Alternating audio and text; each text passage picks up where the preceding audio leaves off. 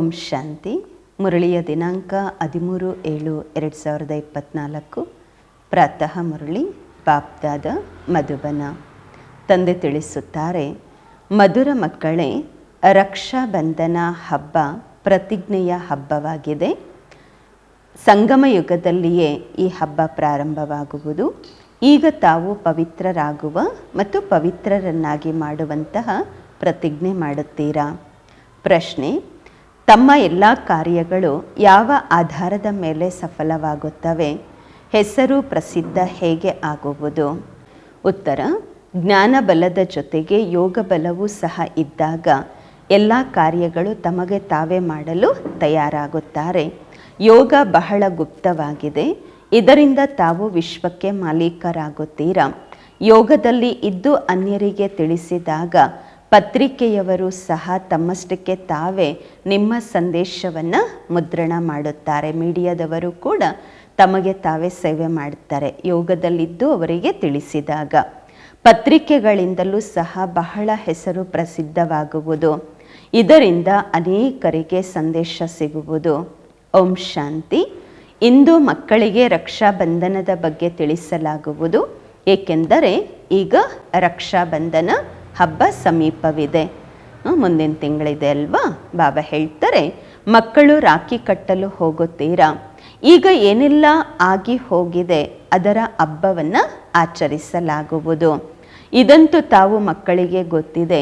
ಇಂದಿನಿಂದ 5000 ವರ್ಷಗಳಿಗೆ ಮೊದಲು ಕೂಡ ನಾವು ಪ್ರತಿಜ್ಞೆಯ ಪತ್ರವನ್ನು ಬರೆದಿದ್ದೆವು. ಬಹಳ ಹೆಸರನ್ನು ಕೊಡಲಾಗಿತ್ತು ಅದಕ್ಕೆ. ಇದಾಗಿದೆ ಪವಿತ್ರತೆಯ ಗುರುತು. ಎಲ್ಲರಿಗೂ ಹೇಳಬೇಕಾಗುವುದು, ಪವಿತ್ರರಾಗುವಂತಹ ಹಬ್ಬ ಈ ಹಬ್ಬವಾಗಿದೆ. ಪವಿತ್ರವಾಗಿರುವಂತಹ ರಾಖಿಯನ್ನು ಕಟ್ಟಿಕೊಳ್ಳಿ. ಇದನ್ನು ಸಹ ತಿಳಿದುಕೊಂಡಿದ್ದೀರಾ? ಪವಿತ್ರ ಪ್ರಪಂಚ ಸತ್ಯಯುಗದ ಆದಿಯಲ್ಲಿ ಇರುವುದು. ಈ ಪುರುಷೋತ್ತಮ ಸಂಗಮ ಯುಗದಲ್ಲಿಯೇ ರಾಖಿ ಹಬ್ಬ ಪ್ರಾರಂಭವಾಗುವುದು. ಅನಂತರ ಆಚರಿಸಲಾಗುವುದು ಯಾವಾಗ ಭಕ್ತಿ ಶುರುವಾಗತ್ತೆ. ಇದಕ್ಕೆ ಹೇಳಲಾಗುವುದು ಅನಾದಿ ಹಬ್ಬ ಎಂದು. ಅದು ಸಹ ಎಂದಿನಿಂದ ಪ್ರಾರಂಭವಾಗತ್ತೆ? ಭಕ್ತಿ ಮಾರ್ಗದಿಂದ ಪ್ರಾರಂಭವಾಗತ್ತೆ. ಏಕೆಂದರೆ ಸತ್ಯಯುಗದಲ್ಲಿ ಈ ಎಲ್ಲ ಹಬ್ಬ ಹರಿದಿನಗಳನ್ನು ಆಚರಿಸುವುದಿಲ್ಲ. ಅಲ್ಲೇನೂ ಇರುವುದಿಲ್ಲ, ಇಲ್ಲೇ ಎಲ್ಲವೂ ಇರತ್ತೆ. ಎಲ್ಲ ಹಬ್ಬ ಹರಿದಿನಗಳು ಸಂಗಮ ಯುಗದಲ್ಲಿಯೇ ಇರುವಂಥದ್ದು. ಅನಂತರ ಭಕ್ತಿಯಿಂದ ಶುರುವಾಗತ್ತೆ. ಸತ್ಯಯುಗದಲ್ಲಿ ಯಾವುದೇ ಹಬ್ಬ ಇರುವುದಿಲ್ಲ. ತಾವು ಹೇಳುತ್ತೀರಾ ದೀಪಾವಳಿ ಇರುವುದೇ ಎಂದು. ಬಾಬಾ ಹೇಳ್ತಾರೆ ಇಲ್ಲ, ಅದನ್ನು ಕೂಡ ಇಲ್ಲಿ ಆಚರಣೆ ಮಾಡುತ್ತೀರಾ, ಅಲ್ಲಿ ಆಚರಿಸುವುದಿಲ್ಲ. ಏನೆಲ್ಲ ಇಲ್ಲಿ ಆಚರಿಸುತ್ತೀರಾ ಅಲ್ಲಿ ಆಚರಣೆ ಮಾಡುವುದಿಲ್ಲ. ಇದೆಲ್ಲ ಕಲಿಯುಗದ ಹಬ್ಬ ಹರಿದಿನಗಳಾಗಿದೆ. ರಕ್ಷಾಬಂಧನವನ್ನು ಆಚರಿಸುತ್ತೀರಾ. ಈಗ ಹೇಗೆ ಗೊತ್ತಾಗುವುದು ರಾಖಿ ಹಬ್ಬ ಯಾಕೆ ಆಚರಿಸಲಾಗತ್ತೆ, ಯಾಕೆ ರಾಖಿ ಕಟ್ಟಲಾಗತ್ತೆ? ನೀವು ಎಲ್ಲರಿಗೂ ರಾಖಿ ಕಟ್ಟುತ್ತೀರಾ, ಹೇಳ್ತೀರಾ ಪವಿತ್ರರಾಗಿರಿ, ಪಾವನರಾಗಿರಿ ಎಂದು. ಏಕೆಂದರೆ ಈಗ ಪಾವನ ಪ್ರಪಂಚ ಸ್ಥಾಪನೆ ಆಗುತ್ತಿದೆ. ತ್ರಿಮೂರ್ತಿಯ ಚಿತ್ರದಲ್ಲಿಯೂ ಸಹ ಬರೆಯಲಾಗಿದೆ, ಬ್ರಹ್ಮರವರ ಮೂಲಕ ಸ್ಥಾಪನೆಯಾಗತ್ತೆ ಪಾವನ ಪ್ರಪಂಚ. ಆದ್ದರಿಂದ ಪವಿತ್ರರನ್ನಾಗಿ ಮಾಡಲು ರಾಖಿ ಬಂಧನವನ್ನು, ರಕ್ಷಾಬಂಧನವನ್ನು ಆಚರಿಸಲಾಗುವುದು. ಈಗ ಜ್ಞಾನ ಮಾರ್ಗದ ಸಮಯ ಇದಾಗಿದೆ. ತಾವು ಮಕ್ಕಳಿಗೆ ತಿಳಿಸಲಾಗತ್ತೆ. ಭಕ್ತಿಯ ಯಾವುದೇ ಮಾತನ್ನು ತಿಳಿಸಿದರೂ ಅವರಿಗೆ ಹೇಳಬೇಕು, ನಾವು ಈಗ ಜ್ಞಾನ ಮಾರ್ಗದಲ್ಲಿದ್ದೇವೆ. ಜ್ಞಾನಸಾಗರ ಒಬ್ಬ ಭಗವಂತ ಆಗಿದ್ದಾರೆ. ಪೂರ್ತಿ ಪ್ರಪಂಚವನ್ನು ನಿರ್ವಿಕಾರಿ ಮಾಡುತ್ತಿದ್ದಾರೆ. ಭಾರತ ನಿರ್ವಿಕಾರಿಯಾಗಿತ್ತು, ಆಗ ಪೂರ್ತಿ ಪ್ರಪಂಚ ನಿರ್ವಿಕಾರಿಯಾಗಿತ್ತು. ಭಾರತವನ್ನು ನಿರ್ವಿಕಾರಿ ಮಾಡುವುದರಿಂದ ಪೂರ್ತಿ ಪ್ರಪಂಚ ನಿರ್ವಿಕಾರಿ ಆಗತ್ತೆ. ಭಾರತಕ್ಕೆ ವಿಶ್ವ ಎಂದು ಹೇಳುವುದಿಲ್ಲ. ಭಾರತ ವಿಶ್ವದಲ್ಲಿ ಒಂದು ಖಂಡವಾಗಿದೆ. ತಾವು ತಿಳಿದುಕೊಂಡಿದ್ದೀರಾ, ಹೊಸ ಪ್ರಪಂಚದಲ್ಲಿ ಕೇವಲ ಒಂದು ಭಾರತವೇ ಖಂಡವಾಗಿರುತ್ತೆ.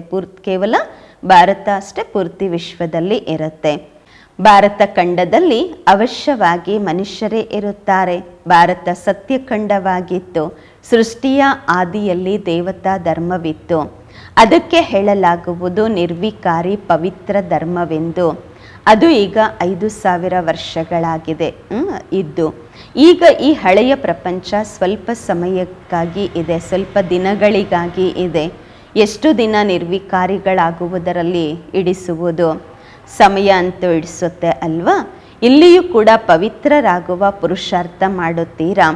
ಎಲ್ಲದಕ್ಕಿಂತ ದೊಡ್ಡ ಉತ್ಸವವಾಗಿದೆ ರಕ್ಷಾಬಂಧನ. ಪ್ರತಿಜ್ಞೆ ಮಾಡಲಾಗತ್ತೆ, ಬಾಬಾ ನಾವು ಅವಶ್ಯವಾಗಿ ಪವಿತ್ರರಾಗಿ ಇರುತ್ತೇವೆ. ಈ ಉತ್ಸವವನ್ನು, ರಕ್ಷಾಬಂಧನವನ್ನು ಎಲ್ಲದಕ್ಕಿಂತ ದೊಡ್ಡ ಉತ್ಸವವೆಂದು ತಿಳಿದುಕೊಳ್ಳಬೇಕು. ಎಲ್ಲರೂ ಕರೆಯುತ್ತಾರೆ ಪರಂಪಿತ ಪರಮಾತ್ಮ ಎಂದು. ಕರೆಯುತ್ತಿದ್ದರೂ ಸಹ ಪರಂಪಿತ ತಂದೆಯ ನೆನಪು ಯಾರ ಬುದ್ಧಿಯಲ್ಲಿಯೂ ಬರುವುದಿಲ್ಲ. ತಾವು ತಿಳಿದುಕೊಂಡಿದ್ದೀರಾ, ಪರಂಪಿತ ಪರಮಾತ್ಮ ಬರುವುದೇ ಜೀವಾತ್ಮಗಳಿಗೆ ಜ್ಞಾನ ಕೊಡಲು. ಆತ್ಮ ಪರಮಾತ್ಮ ಬಹಳ ಸಮಯದಿಂದ ಅಗಲಿ ಹೋಗಿದ್ರು. ಯಾವಾಗ ಸದ್ಗುರು ದಲ್ಲಾಲಿಯ ರೂಪದಲ್ಲಿ ಬರುತ್ತಾರೆ, ಆಗ ಮಂಗಳ ಮಿಲನವಾಗುವುದು. ಈ ಮೇಳ ಸಂಗಮ ಯುಗದಲ್ಲಿಯೇ ಆಗುತ್ತದೆ. ಇದಕ್ಕೆ ಕುಂಭ ಮೇಳವೆಂದು ಹೇಳಲಾಗುವುದು. ಇದು ಪ್ರತಿ 5,000 ವರ್ಷಗಳ ನಂತರ ಒಮ್ಮೆ ಮಾತ್ರ ಆಗುವುದು. ನೀರಿನಲ್ಲಿ ಸ್ನಾನ ಮಾಡುವಂತಹ ಮೇಳವನ್ನು ಅನೇಕ ಬಾರಿ ಆಚರಿಸುತ್ತಾ ಬಂದಿದ್ದೀರಾ. ಅದು ಭಕ್ತಿ ಮಾರ್ಗವಾಗಿದೆ, ಇದು ಜ್ಞಾನ ಮಾರ್ಗವಾಗಿದೆ. ಸಂಗಮ ಯುಗಕ್ಕೆ ಕುಂಭ ಮೇಳ ಅಥವಾ ಕುಂಭ ಎಂದು ಹೇಳಲಾಗತ್ತೆ. 3 ನದಿಗಳು ವಾಸ್ತವದಲ್ಲಿ ಇಲ್ಲ. ಗುಪ್ತ ನದಿ ನೀರಿಂದು ಹೇಗೆ ಇರಲು ಸಾಧ್ಯ? ತಂದೆ ಹೇಳುತ್ತಾರೆ, ನಿಮ್ಮ ಈ ಗೀತೆ ಗುಪ್ತವಾಗಿದೆ, ಇದನ್ನು ತಿಳಿಸ್ಕೊಡ್ಬೇಕು. ನೀವು ಯೋಗ ಬಲದಿಂದ ವಿಶ್ವದ ರಾಜ್ಯ ಭಾಗ್ಯವನ್ನು ಪಡೆಯುತ್ತೀರಾ. ಇದರಲ್ಲಿ ಡ್ಯಾನ್ಸ್ ಮಾಡೋದು, ತಮಾಷೆ ಮಾಡೋದು ಅದೇನೂ ಇಲ್ಲ. ಭಕ್ತಿ ಮಾರ್ಗ ಪೂರ್ಣವಾಗಿ ಅರ್ಧ ಕಲ್ಪ ನಡೆಯುತ್ತೆ. ಈ ಜ್ಞಾನ ಮಾರ್ಗ ಒಂದೇ ನಮ್ಮ ಜೀವನದ ಸಂಗಮ ಯುಗದಲ್ಲಿ ಅಷ್ಟೇ ನಡೆಯುತ್ತೆ. ಒಂದು ಜನ್ಮದಲ್ಲಿ ಒಂದು ಜೀವನ. ನಂತರ 2 ಯುಗಗಳು ಜ್ಞಾನದ ಪ್ರಾರಬ್ಧದ್ದು ನಡೆಯುತ್ತೆ. ಜ್ಞಾನ ಇರುವುದಿಲ್ಲ. ಸತ್ಯಯುಗ ತ್ರೇತಾಯುಗದಲ್ಲಿ ಜ್ಞಾನ ನಡೆಯುವುದಿಲ್ಲ, ಜ್ಞಾನದ ಪ್ರಾರಬ್ಧ ನಡೆಯುತ್ತೆ. ಭಕ್ತಿಯಂತೂ ದ್ವಾಪರ ಕಲಿಯುಗದಿಂದ ನಡೆಯುತ್ತಾ ಬಂದಿದೆ. ಜ್ಞಾನ ಕೇವಲ ಒಂದೇ ಸಲ ಸಿಗತ್ತೆ, ಮತ್ತೆ ಅದರ ಪ್ರಾರಬ್ಧ 21 ಜನ್ಮಗಳಿಗಾಗಿ ನಡೆಯುತ್ತೆ. ಈಗ ತಮ್ಮ ನೇತ್ರಗಳು ತೆರೆದಿವೆ. ಮೊದಲು ತಾವು ಅಜ್ಞಾನದ ನಿದ್ರೆಯಲ್ಲಿದ್ದೀರಿ. ಈಗ ರಾಖಿ ಪರ್ವದಲ್ಲಿ ಬ್ರಾಹ್ಮಣರು ರಾಖಿಯನ್ನು ಕಟ್ಟುತ್ತಾರೆ. ತಾವಾಗಿದ್ದೀರ ಬ್ರಾಹ್ಮಣರು. ಅವರು ಕುಕವಂಶಾವಳಿಯರಾಗಿದ್ದಾರೆ, ತಾವು ಮುಖವಂಶಾವಳಿಯರಾಗಿದ್ದೀರಾ. ಭಕ್ತಿ ಮಾರ್ಗದಲ್ಲಿ ಎಷ್ಟು ಅಂಧಶ್ರದ್ಧೆ ಇದೆ. ದುಬನ್ ಮೇ ಪಸೆ ಹುಯೇ ಹೇ ಅಂತಾರೆ ಬಾಬ್ರವರು. ಕೆಸರಿನಲ್ಲಿ ಸಿಕ್ಕಿಕೊಂಡಿದ್ದಾರೆ. ಕೆಸರಿನಲ್ಲಿ ಕಾಲು ಸಿಕ್ಕಾಕೊಳ್ಳುತ್ತೆ ಅಲ್ವಾ?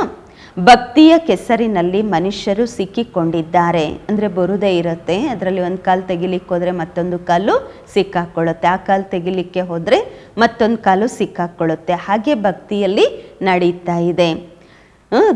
ಕೊರಳಿನವರೆಗೆ ಸಿಕ್ಕಾಕೊಂಡ್ಬಿಟ್ಟಿದ್ದಾರೆ ಎಲ್ಲರೂ. ಅದಕ್ಕೆ ತಂದೆಯನ್ನು ಬಚಾವ್ ಮಾಡಲು ಬನ್ನಿ ಎಂದು ಕರೆಯುತ್ತಾರೆ. ಯಾವಾಗ ಬಾಕಿ ಜುಟ್ಟು ಉಳಿದುಕೊಂಡಿರತ್ತೆ, ತಲೆಯ ಭಾಗ ಅಷ್ಟೇ ಶೇಷವಿರತ್ತೆ, ಇಡ್ಕೊಳ್ಳೋದಕ್ಕೋಸ್ಕರ ಬೇಕು ಅಲ್ವಾ ಅಂತಾರೆ ಬಾಬ್ರವರು. ಮಕ್ಕಳು ಬಹಳ ಪರಿಶ್ರಮ ಪಡ್ತೀರಾ ಅನ್ಯರಿಗೆ ಈ ಜ್ಞಾನವನ್ನು ತಿಳಿಸಲು. ಕೋಟ್ಯಂತರ ಮನುಷ್ಯರಿದ್ದಾರೆ. ಒಬ್ಬೊಬ್ಬರ ಬಳಿ ಹೋಗಬೇಕೆಂದರೆ ಕಷ್ಟವಾಗುವುದು. ನಿಮ್ಮ ಹೆಸರನ್ನು ಕೆಡಿಸ್ಲಿಕ್ಕೋಸ್ಕರ ಪತ್ರಿಕೆಗಳಲ್ಲಿಯೂ ಕೂಡ ಏನೆಲ್ಲ ಬರೀತಾರೆ. ಇವರು ಹಾಗೆ ಮಾಡ್ತಾರೆ, ಮನೆ ಮಠ ಬಿಡಿಸ್ತಾರೆ, ಸಹೋದರ ಸಹೋದರಿಯರನ್ನಾಗಿ ಮಾಡುತ್ತಾರೆ, ಏನೆಲ್ಲ ಬರೀತಾರೆ. ಪ್ರಾರಂಭದ ಮಾತುಗಳು ಎಷ್ಟು ಹರಡಿದೆ. ಪತ್ರಿಕೆಗಳಲ್ಲಿ ಬಹಳಷ್ಟು ಆ ರೀತಿಯೆಲ್ಲ ಬರೀತಾ ಇದ್ರು. ಈಗ ಒಬ್ಬೊಬ್ಬರಿಗೂ ಸಹ ತಿಳಿಸಲಾಗುವುದಿಲ್ಲ.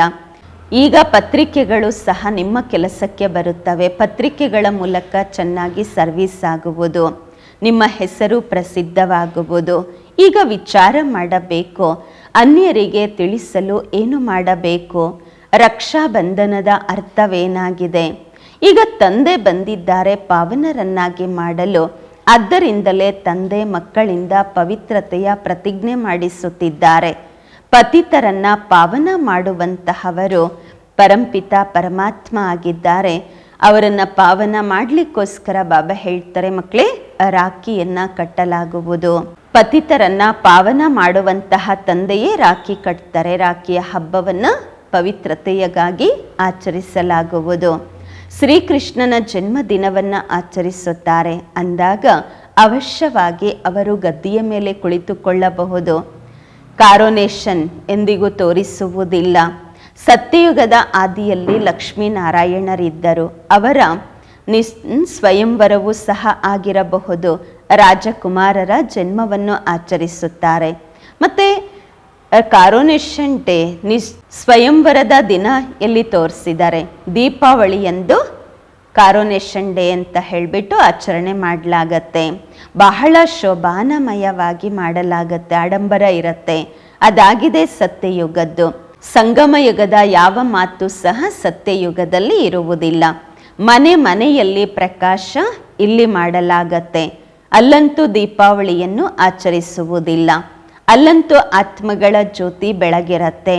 ಅಲ್ಲಿ ಮತ್ತೆ ಕಾರೋನೇಷನ್ ಡೇ ಆಚರಿಸಲಾಗುವುದು. ಸ್ವಯಂವರದ ದಿನವನ್ನು ಆಚರಿಸಲಾಗತ್ತೆ, ದೀಪಾವಳಿಯನ್ನು ಆಚರಿಸುವುದಿಲ್ಲ. ಎಲ್ಲಿಯವರೆಗೆ ಆತ್ಮಗಳ ಜ್ಯೋತಿ ಬೆಳಗುವುದಿಲ್ಲ ಅಲ್ಲಿಯವರೆಗೆ ವಾಪಸ್ ಮನೆಗೆ ಹೋಗಲು ಸಾಧ್ಯವಿಲ್ಲ. ಈಗ ಎಲ್ಲರೂ ಪತಿತರಾಗಿದ್ದಾರೆ. ಅವರನ್ನು ಪಾವನರನ್ನಾಗಿ ಮಾಡುವ ಯೋಚನೆ ಮಾಡಬೇಕು. ಮಕ್ಕಳು ಯೋಚಿಸುತ್ತೀರಾ? ದೊಡ್ಡ ದೊಡ್ಡ ವ್ಯಕ್ತಿಗಳ ಬಳಿ ಹೋಗುತ್ತೀರಾ ಸಂದೇಶ ಕೊಡಲು? ಕೆಲವೊಮ್ಮೆ ಪತ್ರಿಕೆಗಳ ಮೂಲಕ ತಮ್ಮ ಹೆಸರನ್ನು ಕೆಡಿಸುತ್ತಾರೆ. ಅನಂತರ ಈ ಪತ್ರಿಕೆಗಳವರ ಮೂಲಕ, ಮೀಡಿಯಾದ ಮೂಲಕನೇ ಸರ್ವಿಸು ವೃದ್ಧಿಯಾಗತ್ತೆ. ಸ್ವಲ್ಪ ಹಣ ಕೊಟ್ಟಿದ್ದೀರಾ ಅಂದರೆ ಚೆನ್ನಾಗಿ ಬರೀತಾರೆ, ಚೆನ್ನಾಗಿ ಆಗ್ತಾರೆ. ಈಗ ತಾವು ಎಲ್ಲಿಯವರೆಗೆ ಹಣ ಕೊಡ್ತೀರಾ? ಎಷ್ಟು ಹಣ ಕೊಡ್ಲಿಕ್ಕಾಗತ್ತೆ? ಹಣ ಕೊಡೋದು ಕೂಡ ರಿಶ್ವತ್ತಾಯಿತು ಅಲ್ವಾ? ಲಂಚ ಕೊಟ್ಟ ಹಾಗೆ ಆಯಿತು, ನಿಯಮಕ್ಕೆ ವಿರುದ್ಧವಾಯಿತು. ಅದಕ್ಕೆ ಹಣ ಕೊಟ್ಟು ಆ ರೀತಿ ಮಾಡಿಸ್ಬಾರ್ದು ಅಂತಾರೆ ಬಾಬರವರು. ಈ ಕಾಲದಲ್ಲಿ ರಿಶ್ವತ್ತಿಲ್ಲದೆ ಅಂದರೆ ಲಂಚವಿಲ್ಲದೆ ಏನು ಕೆಲಸವೇ ಆಗುವುದಿಲ್ಲ.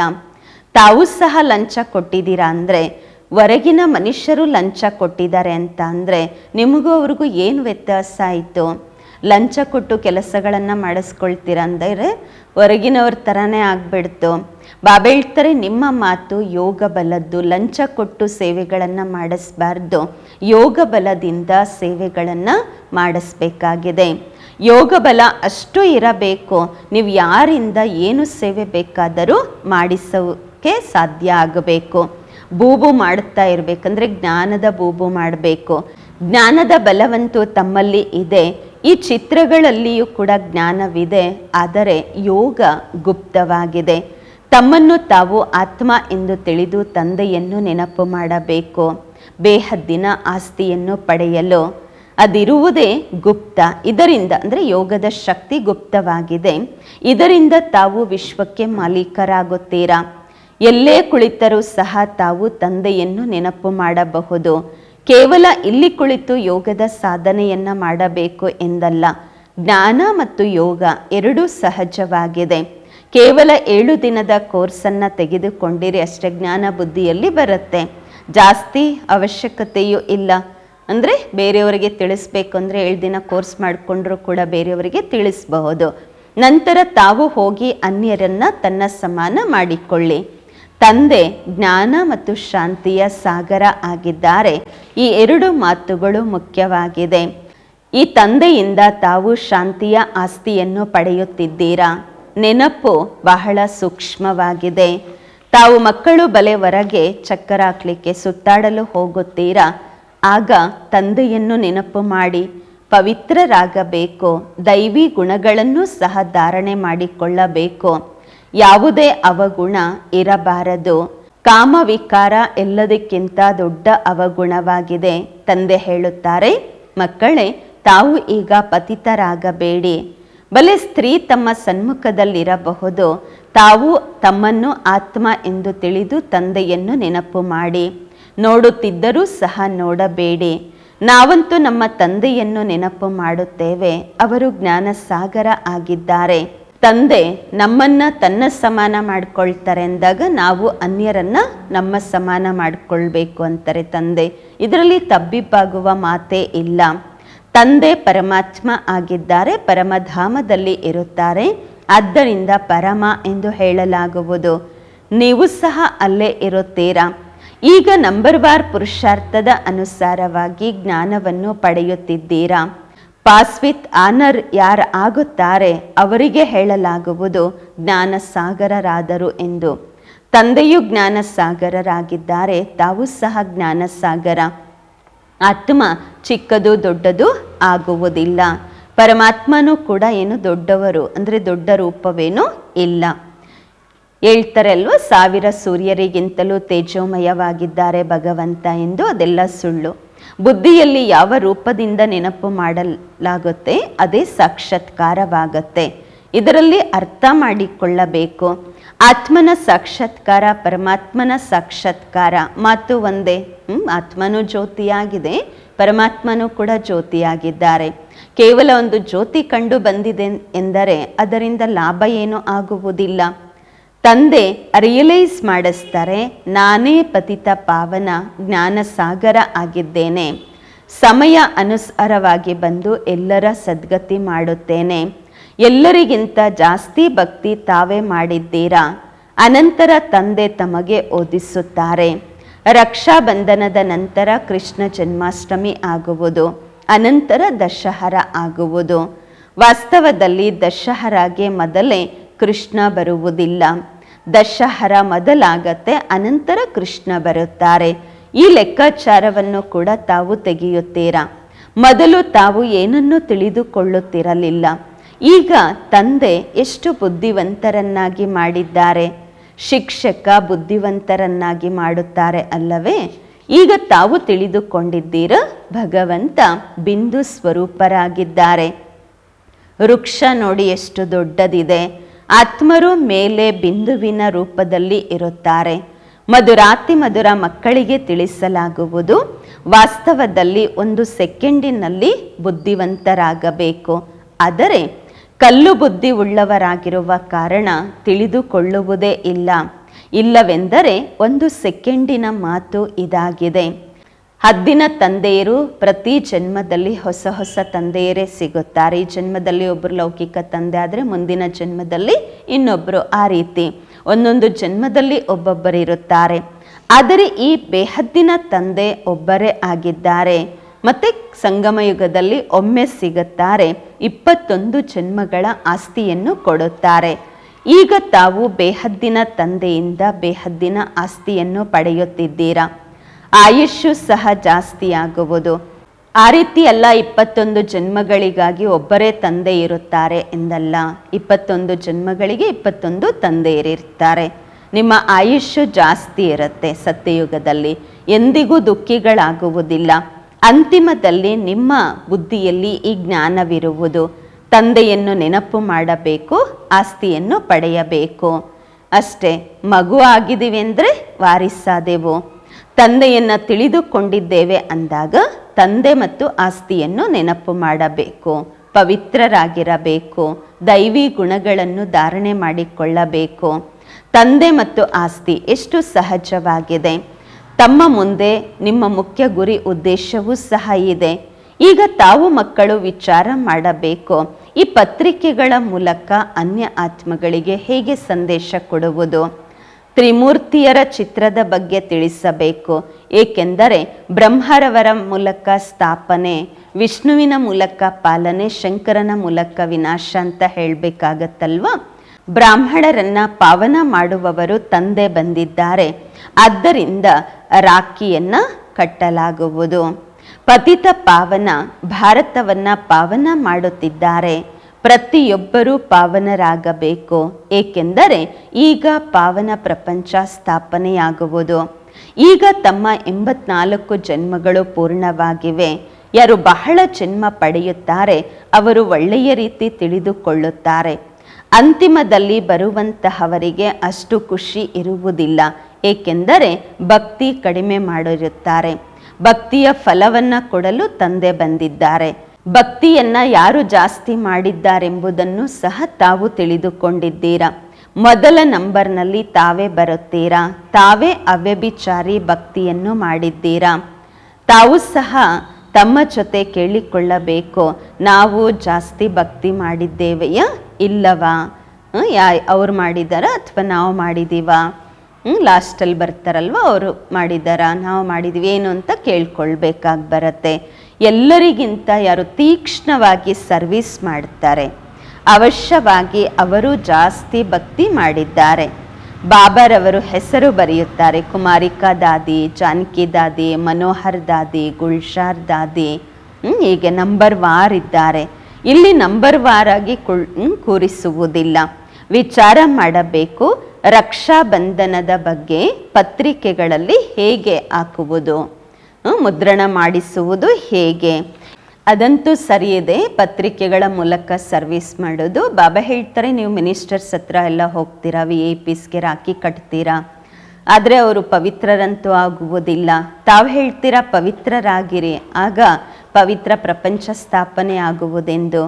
ಬಾಬಾ ಹೇಳ್ತಾರೆ, 63 ಜನ್ಮಗಳು ನೀವು ವಿಕಾರಿಗಳಾಗಿದ್ದೀರಾ, ಈ ಅಂತಿಮ ಜನ್ಮ ಪವಿತ್ರರಾಗಿರಿ, ತಂದೆಯನ್ನು ನೆನಪು ಮಾಡಿ, ಆಗ ನಿಮ್ಮ ತಲೆಯ ಮೇಲೆ ಇರುವಂತಹ ಪಾಪಗಳೆಲ್ಲ ಭಸ್ಮವಾಗುವುದು.